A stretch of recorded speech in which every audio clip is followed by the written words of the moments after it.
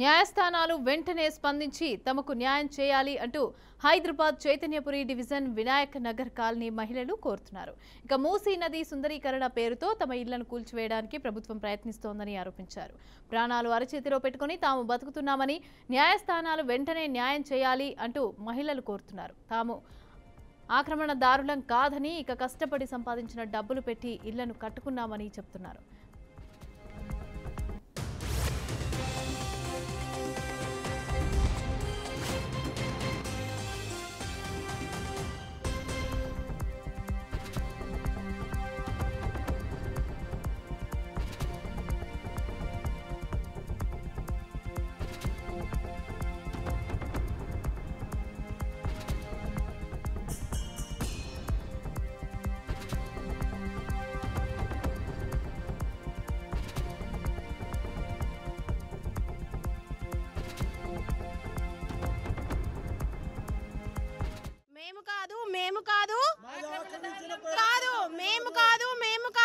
ఆక్రమణదారులం కాదు.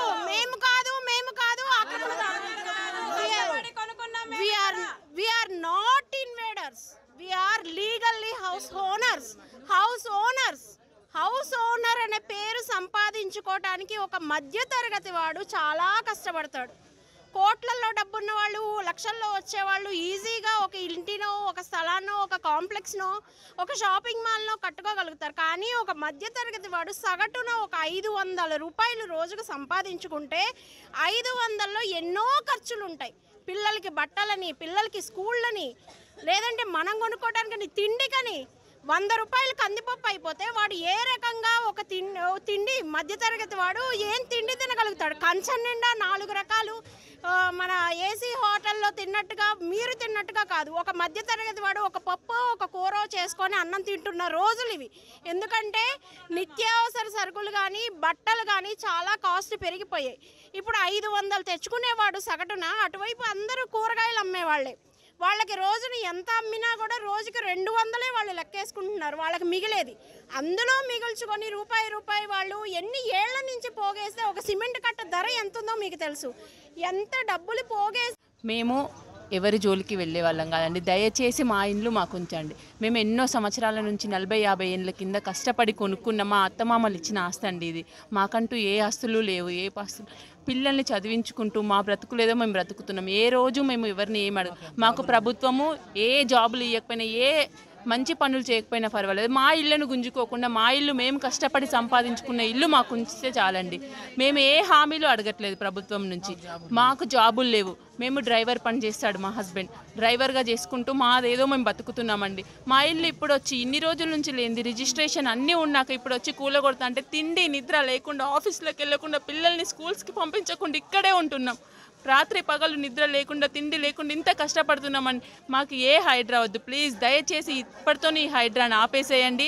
మా ఇల్లు మాకు ఉంచండి. మీ ఏ డబుల్ బెడ్రూమ్లు వద్దు, ఇందిరమ్మ ఇల్లు వద్దు, మీరు ఇచ్చే పథకాలు ఏవి మాకొద్దు. మా ఇల్లు మేము కష్టపడి సంపాదించుకున్న మా కష్టార్జితం మాకు ఉంచండి చాలు.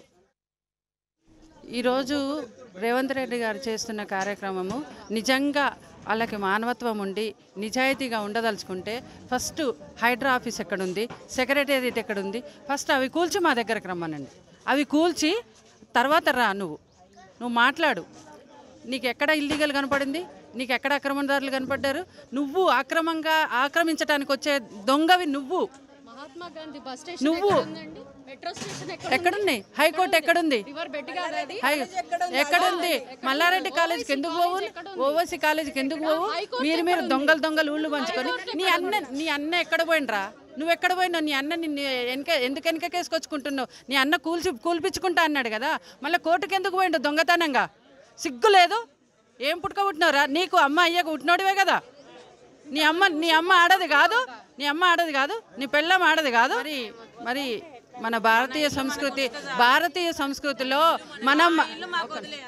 మన భారతీయ సంస్కృతిలో దాన ధర్మాలు చేస్తూ పుణ్య ఫలాన్ని మరి అదేదైతే ఉంటుందో మన పిల్లలకు కావాలి అనే ఉద్దేశంతో సనాతన ధర్మంతో బతికే ఈ ఇదిలో మరి నువ్వు ఆస్తులు అంతస్తులు కావాల్సి అవి కాదురా ఇవ్వాల్సింది, పుణ్యఫలాన్ని ఇయ్యి. నీ వంశం అభివృద్ధి చెందుతుంది. అందరి ఆశీర్వాదం తీసుకో, ఆడపిల్లల ఆశీర్వాదం.